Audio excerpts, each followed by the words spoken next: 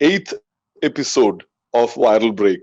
I can't imagine that we've come so far, and with the help of a lot of wonderful people who are part of our activity, our show, people who came in as guests, people who have helped us source out people, and the beautiful people who watch us live. A wholehearted gratitude goes to one and all. Today we have a wonderful corporate magnate, all set to let us know his journey. I have great pleasure in inviting one of India's stars, one of the business stalwarts who hail from Kerala, but has reached the highest echelons of our corporate world. Ladies and gentlemen, we have great pride in welcoming to our show Mr. Simon George, President of Cargill India. Welcome to Viral Break, Mr. George. Thank you, Sujil. It's been a wonderful feeling to be part of this. I think it's a great show that you guys are doing. I really feel humbled that you welcomed me, and thank you very much to let me participate here. Thank you so much. And Mr. Simon George, you have a huge journey behind you. Now, to talk about your journey, you are enjoying. You're the head of a $145 billion company, and you head their India operations called Cargill India. Now, a lot of people may confuse Cargill India with the other Cargill. Now, that's a very amusing name, and we are here to discuss a bit of the fun side of the man Simon George, the professional side of Simon George, and also the philosophy of Simon George, the individual. Sure. So the funny thing is that when I joined Cargill, and I told my family I'm joining Cargill, so they were also a bit confused. Did they think you've decided to join the army? Absolutely. So it was actually because Cargill was more on a B2B businesses, and it was much more known in the American, European, and China and Southeast Asia. And at those days, I'm talking about 10, 12 years back, Cargill was just trying to be a face in India. Okay. So when did you join Cargill? So I joined Cargill in 2007. It's been a journey because I was in Singapore. So I was running an operations of when I lost my father. At the time when I took a call in terms of being with your mother, or my mother was not willing to come to Singapore. So you need to take a call, and I just took a call of leaving the job and coming to India back. So with all difficulty, I brought my mother into Bangalore. She was not willing to move out of Chennai. So when I came back, I joined as the Asia Pacific head for Cargill's flavor business. And it's been a great organization to be from that perspective, especially an organization which is very, very people-centric. I get your point. I also understand that you run several plants and you employ a very large workforce. Can you throw some light into your operations? See, when you talk about a food pyramid, the scale or pyramid of a food, you say the bottom of the pyramid is basically the commodities, which is rice, wheat, pulses, millets. Then as you go up the pyramid, you add a value-added products. So Cargill is a company which plays the entire breadth and width of this pyramid.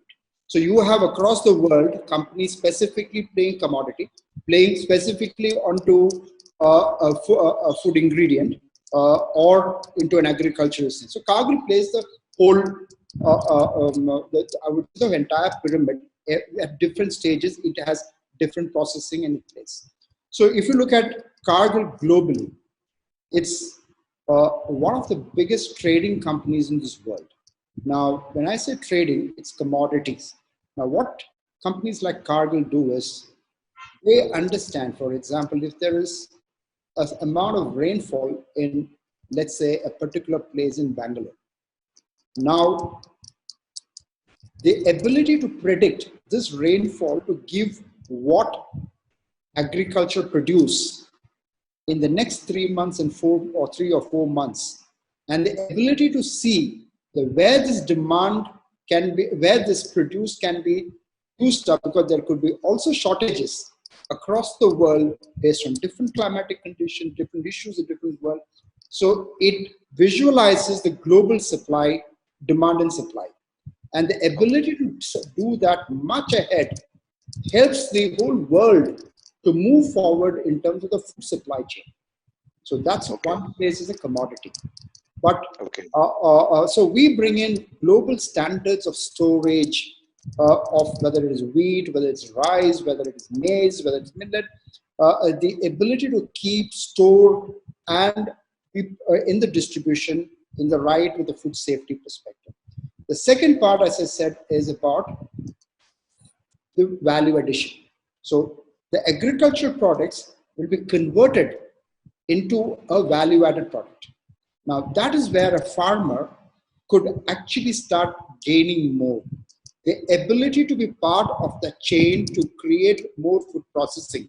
For example, in a country like India, the food processing from the basic agriculture is only 7%, which means on comparison to US, which is about 35%. So you can imagine the moment you start linking to that processing, the amount of money, the kind of thing that a farmer could get also increases. So we play every role, and therefore we have about 11 factories which produces different kinds of product. We do edible oil, we do animal nutrition, we do convert corn into derivatives of starches. We have also what we call as bio-industrial products, that is using agricultural products for industrial purpose, which gives a much more responsiveness in terms of the commitment to our nation and our world as in terms of pollution. It reduces. So a big role of bio-industrial, converting waste into energy, all those kind of things. Now, two things I found about Cargill is, one, your initiative to reduce the plastic in your packaging, and number two, of course, that's an incredible initiative, because plastic is probably world's most frightening adversary. So if as a policy, if you have brought down the usage of plastic in your packaging considerably, that definitely calls for a worthwhile commendation. Now, talk about your recent CSR activity, that you have offered the government to support 16 million people in a free meal campaign during the lockdown period. Now, could you please elaborate on how are you doing this, and where all have you planted your network, and who are the beneficiaries? So, Sujil, let's understand that, we have globally, in the very initial point of time, our chairman has committed at the very first week a $35 million commitment into the CSR. That's the first amount of kind of a thing that's came in. So it is also the owners of each country to decide what plan to do from. So from in India, our leadership team actually sat together and said, the best thing that we can do in this crisis is about the ability to give a meal. When we say a meal, the ability for a family to live with a certain amount of requirements for a period of time. So what we are looking at is, there are 2 or 3 things that we have done. One is, we have actually tied up with 3 NGOs. One is called Akshay Patra, which makes the complete meal, and therefore they produce the meal and give a section of people. 2, we have also looked at the food kit. For example, if we can give, for example, 20,000 families a food kit which consists of flour, oil, or certain accessories, they can live with it for a period of time, for a month, for this one. So we have combined all these activities along with all to make sure. So a majority of our spending on the CSR in this specific on COVID, we do we have a huge commitment in terms of CSR activity other than what is COVID. But we were quick enough to say that this is a time that is required in terms of making sure that we can remove hunger. You see what's happening in places like Bombay. You saw what's happening in the city where the migrant laborers are basically fighting for the day-to-day food. So can we step in? Can we be a small help for the government, for these people? And that's what we are trying to do. Now, that comes in the wake of allegations that India is a feast for multinational companies. Now, regardless of the fact that these MNCs have actually earned a substantial amount of money from the Indian consumerist market, when it actually came to the particular lockdown period where it is famine-like, it's a famine-like scenario in most of the places across India. And when you look at the contributions, the CSR activities planned and professed by our Indian companies vis-a-vis the MNCs would have probably made, multiple times the money that vis-a-vis an Indian company would have made the last 10 years or 15 years or 20 years, ever since our market became a global open economy.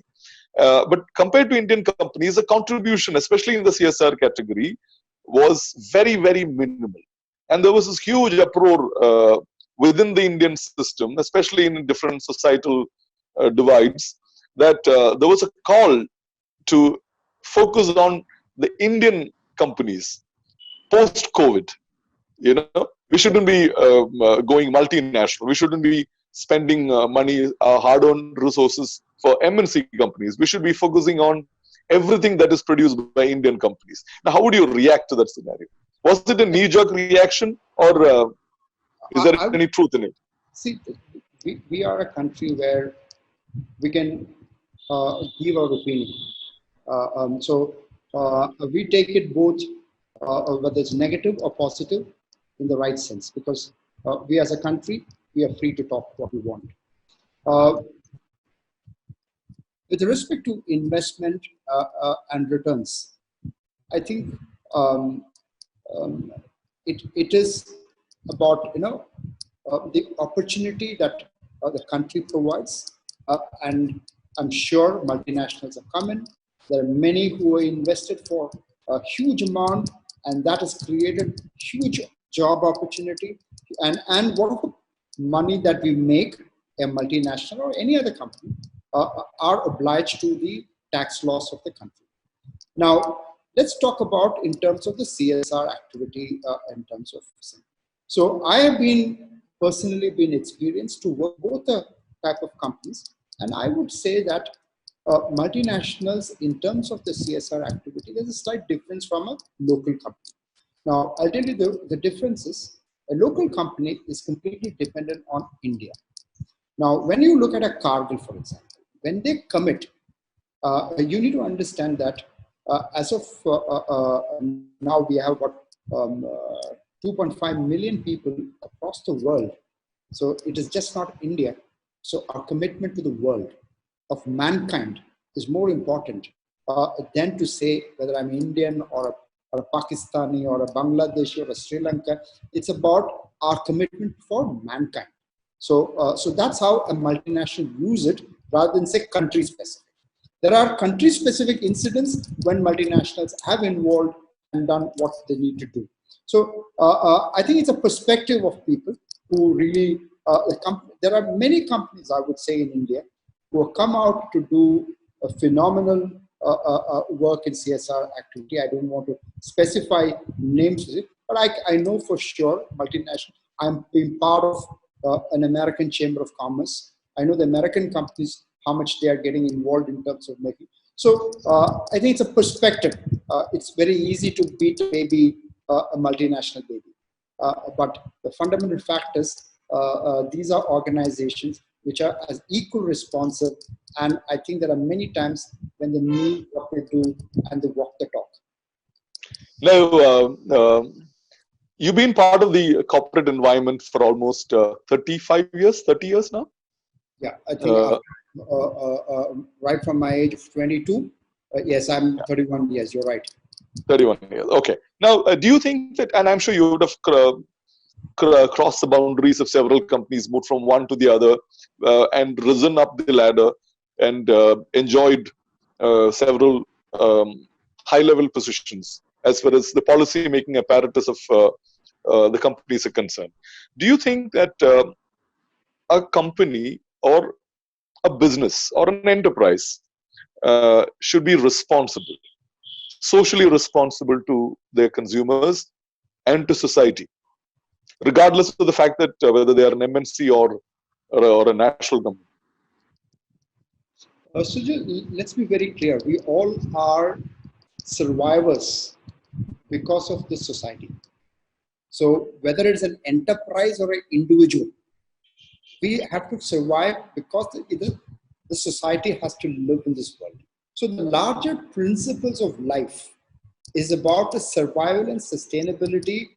And that's why today, if you look at any multinational you talk, whether it's Unilever, Nestle, whether it's Cargill, or whether you look at Indian companies, whether it's Britannia, ITC, or XYZ, all these companies are talking sustainability. Now, what is sustainability? Sustainability is the continuation of mankind, the society, that what we are talking. So that comes above everything that we are talking. So there were days, if you look at, you ask me my 31 years of career, I was seen right from the beginning of the year when companies didn't bother much about all these things. Today, to a situation where companies are playing a very responsible role in this.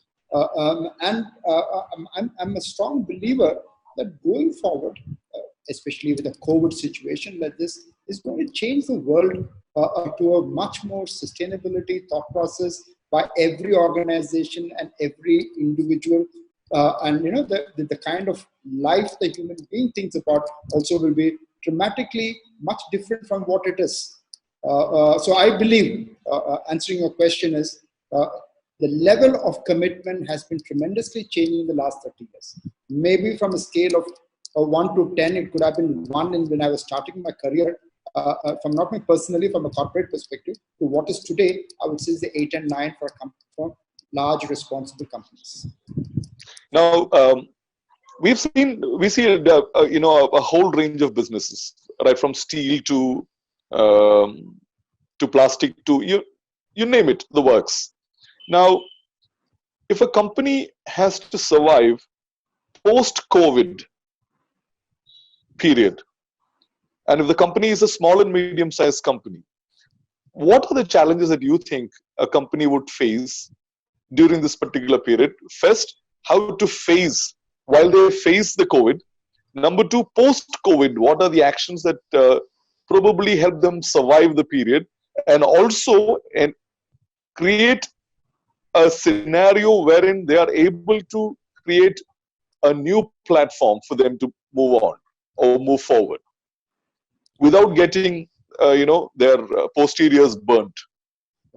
Sujil, if you ask me my thought process, let's say without COVID for a minute, even if COVID was not there, I think the world was going through a tremendous change in the next decade. And for example, the use of energy across this world is dramatically going to change from you saw whether it's going to be petroleum to solar or renewable energy. See, because these are all disruptive thoughts, you see. But when does a disruptive idea works? Is when the cost of disruption, the cost of this thing is become economical to the individual. Till then, it doesn't work. So if you really look at it, when solar energy was started about 15 years back, the cost of producing solar energy was so high. It is, yeah. Today, the cost of producing solar energy and wind energy is much lower than the coal. So that is where, when the disruption technology, disruptive technology thoughts that is going to change the way we do our life. So same way you saw, because of disruptive technology is what going to happen in the automotive industry. It's no more it could be much more battery operated cars. And what are you saying? At some point of time, we'd say there's a kind of a tipping point. They call this 20, 23, or 24, when the cost of battery. It's not about the cost of battery that is going to matter, but the cost of running per kilometer. True. So what is going to happen is the cost of this is now becoming so viable. Even a company like Amazon is now placing 200,000 trucks for their delivery, all on battery operated.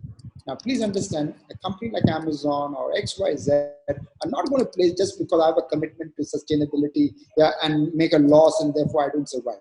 It has now become that this technology has become viable. So, point is, the world is into a disruptive mode. One. Two, let me also talk to you in a totally different area, which is the food. Now, the food, what you like it or not, the population is growing. It's about 6.5 billion, which is going to 10 billion, which is a 60% increase in terms of 70% increase in terms of population number by 2050. Are we producing more food? How are we going to produce the food when worldwide we have land constraint? We can't cut forest. Sustainability comes in. We don't have enough water. It's about disruptive thoughts that will make changes.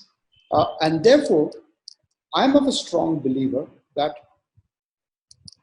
forget the COVID for a minute, without COVID, the world would have seen big changes in the next 10 years. Now, what happens when a COVID is coming? A COVID is going to actually from my perspective, is it's going to speed in the whole change. These are, see, mankind will face this pandemic. It's not that we will not win over it. We are going to win over it. As it's a matter of time. And that is the biggest learning for us. And therefore, my thoughts is that there'll be a lot of technology that will drive the way you do your business. There will be a lot more IT plus, I would also say, is about biotechnology will come. The fear, for example, if you look at, there will be a lot more apps to run and feel and control things. So my point of view is the world has changed, and therefore let me also tell you what my feeling is also this: the world is entering into a very, very unpredictable future. Now, when I say unpredictable, it doesn't mean bad. A future which you're not able to predict properly. See, because we went through different industrial revolutions in perspective. It's about machine, man, creating job. We were predictable what we were going to do. But for example, internet itself, if you look at maybe 30, 40 years back when it came in, nobody thought internet is going to change our life. And believe me, government had no role of internet. The internet was discovered by somebody somewhere in a small shed, and it redefined the world, and the government did not know what was happening. Today, it's redefining the way you live today. So now what our feeling is about the ability to adapt to the new changes is what is the critical part, I would say, specifically the challenges for the young people, not for people like me. In the sense I'm just saying is, at this point of time of my life, the changes that might come is I'm almost done and I'm going another 5-10 years to go in life. But the kids are different. They are going to see different, and therefore the mindset and the challenge that they get, it can go through different difficult times. So the important thing about this, I would like to only convey, is about being nimble and adaptive to changes. And therefore, it brings in, because the kid needs what it studies today, tomorrow it will disappear and it's not worth it. So my point of view is, it's about being nimble, adaptive to the new technologies, new thoughts, rather than saying I'm resisting, this won't happen, that won't happen, is not what people need. So you mean to say that even in and this kind of disruptions will definitely affect the small and medium-sized sector too, naturally, because they are a byproduct of the larger financial ecosystem, See, and small probably sector is an important part of Indian ecosystem. You like it or not, it gives a tremendous amount of job opportunity. See, my only thing is there will be a lot of changes that could happen. Let me tell you, I give you one example, and therefore why it is. Digitalization today, if you look at agriculture in our country, 18% of our economy comes from agriculture. So 18% of GDP is from agriculture. However, 50% of job employment comes from agriculture. So you can imagine the skewness. And therefore what happens is a farmer, a small farmer, does not earn enough. And your farms are small.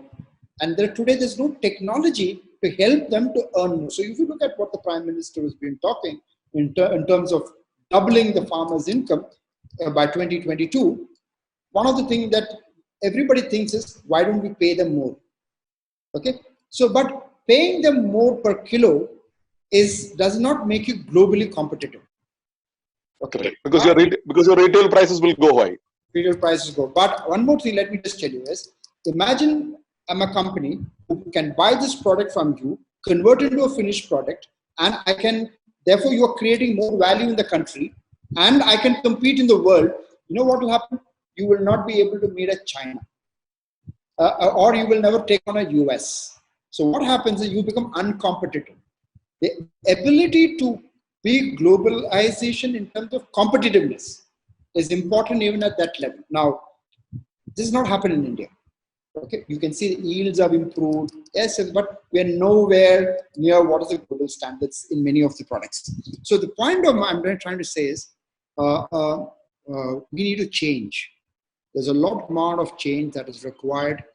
And today, digitalization, you might be wondering, can I tell you one small example is a small district near Bangalore. Okay, there's a Ola for agriculture equivalent, and there's Ola or Uber equivalent. So the guy says, I have 100 kilos of a fruit. Generally what happens? That fellow wastes that 100 kilos, because 100 kilos is nothing. He has to put in a vehicle, send it, he doesn't make money. It goes rotten. 50% of Indian foods goes for rotten. Now what happens? Every day call, this guy has 100 calls. He connects the logistics, straight away puts into another company, which is startup. Young people are doing it. Startup, which is a warehouse, which is cold storage, gets locked into that, connecting to Reliance Retail, connecting to Big Bazaar. So these small and medium, all these are small and medium people. The ability to reinvent yourself to the need of the new ones will give a huge opportunity. So you need to be innovative. You need to be ready to embrace technology as well as the finer things in operations. So for that, you need to be literate. You need to be aware. Now, how do you reach out to these end users? Because unlike probably we are lucky enough to be part of a state called Kerala, where our literacy levels are much higher compared to the rest of India. So what do you think are the measures that each government in these states should do? Should they improve the literacy program, or should they reach out to the farmers through some other levels? Because automatically digitalization is a product of literacy programs. Without being literate, without having the ability to read, you cannot put a smartphone in a person's hands. You cannot put a digital technology into a very indigenous mechanism. Similar, for example, a farmer, even if he has 5,000 acres of farming, and if he has to completely turn digital, he needs he needs to be educated first. He needs to be literate first.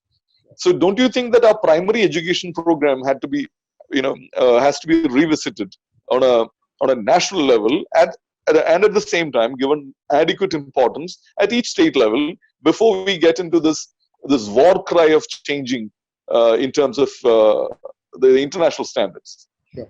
See, primary education is critical. I don't disagree at all with your perspective on that. But let's understand one thing. Today, India has 350 million smartphones in the country. We are mobile connectivity about 450 million plus or minus connectivity. And it's going to touch 1 billion in 2030 smartphones. Okay, so that's a projection. Now let me tell you, for example, connectivity like Geo has changed a farmer's life dramatically. Now what has happened is, in every nook and corner of this country, these smartphones are being provided. So what is going to happen with all these new digital startups? The guy will be able to see on one particular platform. Now that's going to be interesting. Now you don't have to have high level of education, but I'm just saying is, I know how much is going to rain today, how much is what is the weather condition to be there, and therefore there has been also a set of this one, what fertilizer to use, what pesticide to use, all input ultimately connecting to the market and to the food processor. This is what is going to happen in the next couple of years' time. And this digital platform will help a farmer dramatically, and therefore delinking a lot of middlemen. And therefore the price recovery, today the price recovery could be 50% of the retail value or 40% of the retail value. And the wastage could be anywhere between 20 to 50% depending on product to product. Now just imagine, technology will change everything. And to that point, so I am an optimist to say that primary education is a critical part, no doubt on that. I'm not trying to say, but technology is going to make them drive and change, because a lot of localization and language, everything that's happening now. Now, if you look at this content of digitalization, it says how to sow a seed. And then you have a YouTube facility, what do you do? If you find an insect, how do you do? So this is something which a farmer will be overcrowded in the near future. Maybe it's a little overcrowded, but it is good. And I'll tell you why I'm telling you this, Sujil. In the last 1 year, the capital infusion into startups in agricultural digitalization is $400 million US. Just 1 year. And the previous year, it was just $75 million US. So imagine, and now companies like Microsoft, TCS, the big names are really getting into Indian agriculture. And I can tell you, very soon you will hear small Indian companies who are these digital companies, equivalent to an Infosys, equivalent to this thing, becoming a large scale, really a big company in this thing, providing digital solutions to every small farmer in this world. So I'm just saying it's starting, but the speed is going to be tremendous. I understand. Now, a challenge that the whole world was facing for a long time, I must say that I have to say that I have to be harsh here. The Chinese aggression and invasion into the world economy, it has helped a certain section of our commercial environment. But it has also largely eroded into the quality values of products and services across the globe. For example, India is also, and India's small and medium-sized sectors have also taken a huge hit as far as the Chinese invasion is concerned. Now, the most interesting part is that when I saw in Bombay during the Ganpati immersion, Sure. Unlike yesteryears when we had Ganpati idols made of sand, made of earthen clay, and all that, the largest number of Ganpatis that you saw after the immersion were plastic ones made in China. Now imagine the colossal wastage, the alarming scenario of large plastic dumping happening in India thanks to these Chinese products. Now, another scary scenario is the high level of lead content that you find in the Chinese toys that are being pumped into our markets. No wonder the government of India came out with an anti-dumping policy years ago. Now, one way to counter the Chinese aggression is to increase the productivity of our local producers, encourage these so-called distributors and stockists to stop that and move into own production, and also give them certain training in terms of how to maintain quality throughout their production throughout the year. All this is absolutely essential as far as the countering the contraband and counterfeit that is being pumped into Indian markets by the Chinese companies. Now, what do you think is the right way forward? Do we need to embrace Chinese products and also increase the mid-level belly of India, or we need to counter the insurgency created by the Chinese aggression by empowering our SME sector? Okay, there are different schools of thoughts on how you counter this. First of all, let's be very clear. If somebody has bought a lead quantity more, somebody has allowed it to take it, come in. Okay, so you need to know whom to be blamed for that. It's not the Chinese. I'm just trying to say, Chinese are manufactured, there's no values, maybe you're right, that specific transaction. But let's not take the credit for certain things what Chinese are doing.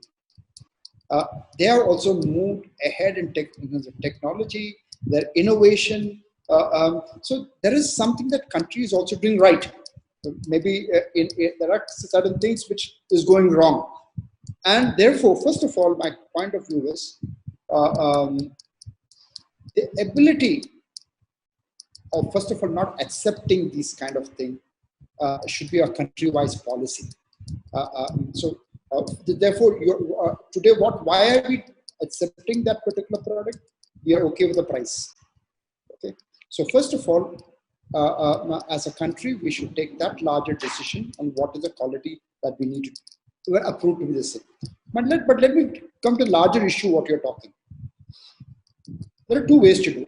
One is train everybody in India on every product that Chinese do, and compete them, and therefore don't let them in. Is that the way? Or another way of thinking is, what is best for India? Where we can be globally competitive. So do that as a mass scale production and become globally competitive. Therefore, you will take on a China in a US market. You will see today, you imagine there was a US-China trade war just about 4 months back, before they came to a certain settlement. You know, the papers were talking about this is the best opportunity for India to take over. So everybody used to talk. So wherever I used to go, the first question is they'll ask me is like, you know, okay, now what is going to happen? Will India get that opportunity? The point was, India didn't get any opportunity. It is Southeast Asian countries which got most of these opportunities when they decided to shift. You hear the same thing now with the COVID coming in, that Japan want to pull out, US companies want to pull out, and everybody wants to come to India. My point of view is, we need to be ready. Our readiness from an industrial policy, industrial formation of a company, our ease of doing business, I think we are not focusing on these things. I'm sure the Prime Minister, the whole group is working on. There's a much improvement from ease of doing business in India. From 140, it has moved to 74. Things are changing, but still on the ground, a lot of improvements need to be done. So therefore, my point of view is, before shooting them, it is important for us as a country that we become competitive in what we want to do.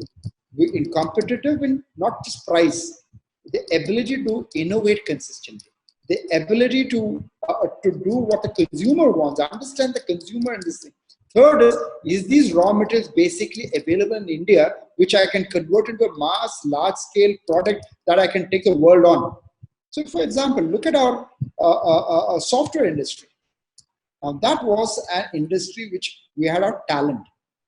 Okay, so we are creating a world of this. Maybe still we're not reached a Microsoft or this one, but I can see things are moving towards that direction. That guys, but and therefore the ability to compete in the world is important, and therefore you stand on your own rather than just saying China what to do. So that's why I'm saying innovation, ability to adapt, look at scale of operation. I can tell you, for example, I was in a store, I was in a Amazon fulfillment center in Seattle recently.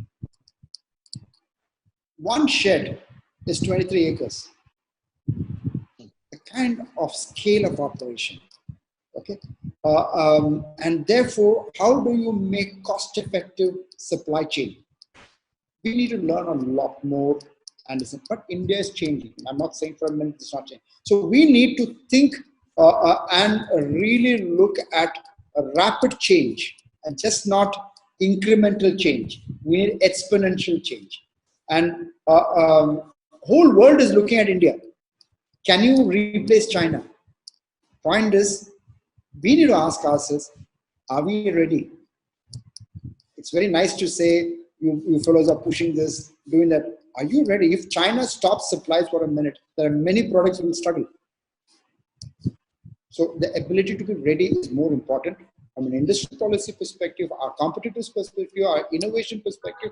But we need to make that attempt and move on. So that's where I feel that as a country, we need to really build on these capabilities.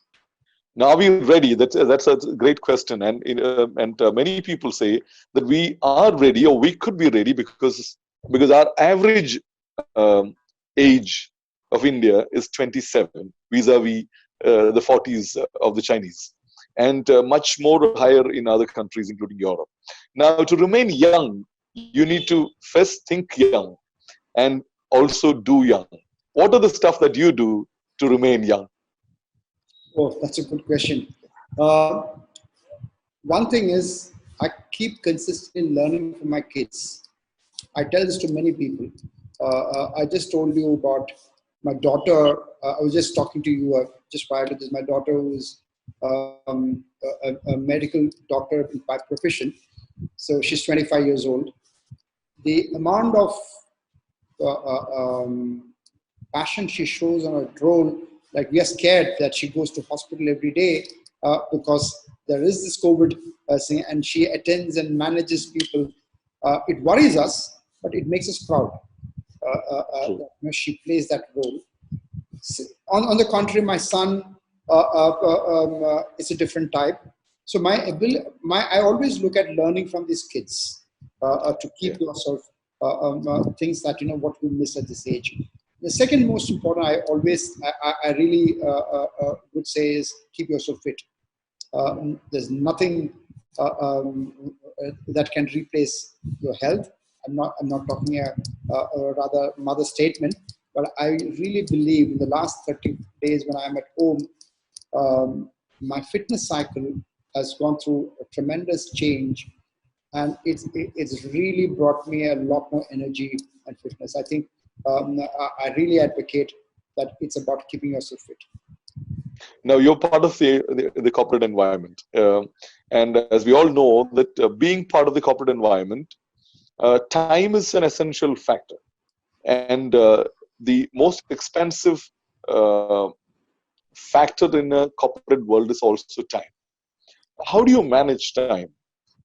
Your wife is a teacher, your daughter is a doctor, and I forgot to mention that your son is a current reigning world champion in powerlifting. Now that's something that's great news to entire India and especially our state. Now in all this, you also run a family. You manage a high octane corporate company. And how do you manage time? There are a lot of people who probably are in similar shoes would say that managing our personal time, finding our me time in all this is quite a task. What is your take on it? First and foremost, if I mean, I'm just reflecting that question to myself, and I always found time on what I want to do, and because that's the choice that you're making. And most important thing, why I do, if I look at it, is I don't do anything. It's about. I'm sure if any of my colleagues or listening to me will know that it's all about. It's not about you doing everything.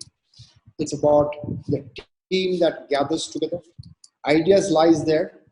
And believe me, I would say that all my growth has been because that these were already available with the team who are doing phenomenal. So my job, the ability for people who are working with me to delegate delegation is one of my biggest strengths. And allowing that freedom for them to take the independent choice in working, I would say is one of my biggest strength, and that's where I'm here today. And that has given me a lot of free time, and that made me always to think, what else can we do, whether it's for the organization, for the family. So I'm a big believer, and the same happened in the family. I don't think so. I disturb Shama on what she has to do. She's independent. My children are independent. I don't think so we interfere in each of any one of her work or something. I mean, absolutely free to take the call on what. But for example, my son decided that I want to be, as you said, powerlifting this thing. I didn't stop him, or I didn't give him my kind of a piece that is not right or wrong.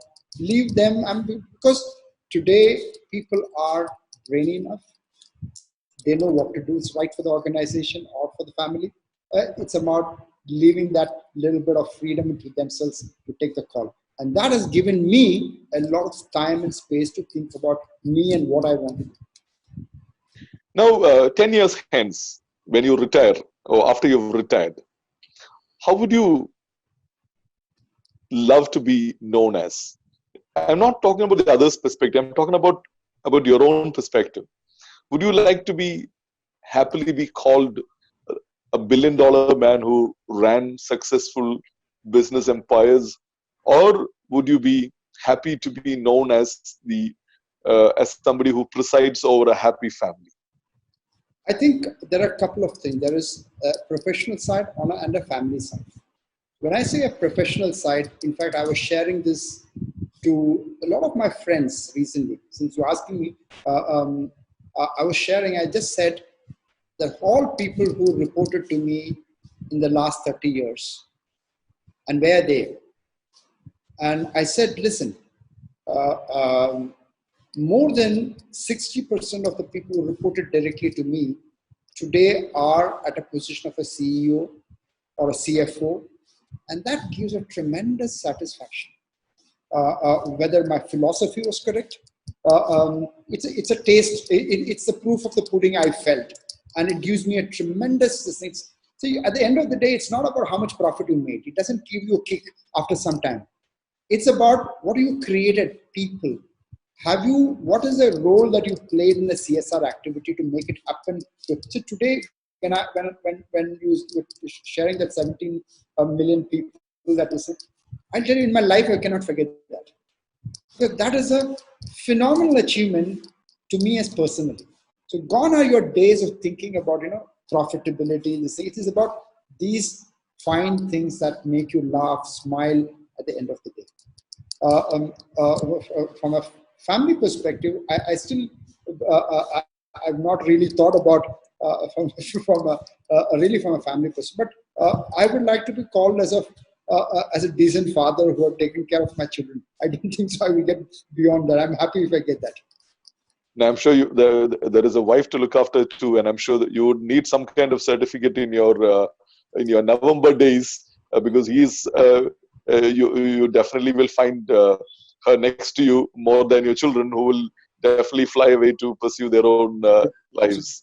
Absolutely. And I'm sure, I'm sure. But at the same time, I've heard a lot of stories about your man management skills and how you have given the space and the respect to your colleagues. And that's an incredible achievement, as you very rightly said. It's not about building companies; it's about building people who become companies or create companies and create environments which gives you the real high more than the numbers that you apply onto your computers. Now, your personal growth, was it a fairy tale growth, or was it something that you planned?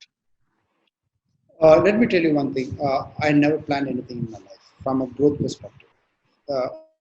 What when I joined as a trainee, my biggest dream was to be a factory manager of that particular plant. Okay, that is all my dream was those days. And factory managers are usually at the age of 45, 50. I'm talking of 30 years back. So in a plant, you're a factory manager, a 30-acre site, 40-acre site, security salutes you, all that in terms of a factory manager gives you a nice feeling. So that was my dream. Okay. And to achieve by 40, 45. Okay. Fortunately, I could do that in 18 months. And 18 months. 18 Okay. months.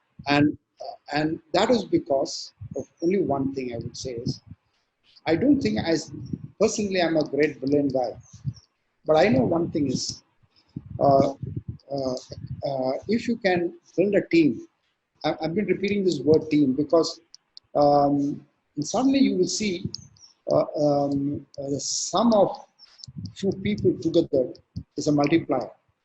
And it really gives you like a aircraft lift you up, and you yourself don't know what's lifting you up. So I would really tell is about the ability to give the space, and that space creation give ideas, just not mine, about the team, people who are working with me, who was 2 levels level, 3 levels level, picking up those ideas. That, in my whole life, I would have only picked up ideas from this, but I will never leave that idea. And due respect to the guy the person who has done it, we always give the respect, and that built me more as a leader, and that helped me to grow much more. So I was very lucky. Every circumstances, I was wondering how I got into that. But if I think back and realize, it's the ability that I gave the space to these people. One, two is the ability to recognize it's their idea. And what people generally lose out in this world is about giving the right deserved person the right thing. If the moment you don't do that, you are actually insecure. So we all are human beings and we all have insecurity in our minds. But the ability to keep that insecurity as much as low as possible actually makes you lighter to fly higher and higher. I think that is the only reason where I would have come to this level. Otherwise, it would have been impossible. Now, they say the difference between managers and leaders. Managers are people who push and extract, whereas leaders are people who pull and expect. And I'm sure your journey has been a mix of both. And no wonder you find true joy in having created people, mentored people, and been part of their lives, being a catalyst to a lot of junior people who you've groomed and brought them to different levels.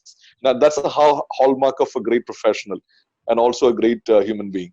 It's a great pride and privilege to have met you, sir, and to have had you on our show, Viral Break. And we are greatly honored by your presence. And thank you so much on behalf of Viral Break for being part of us.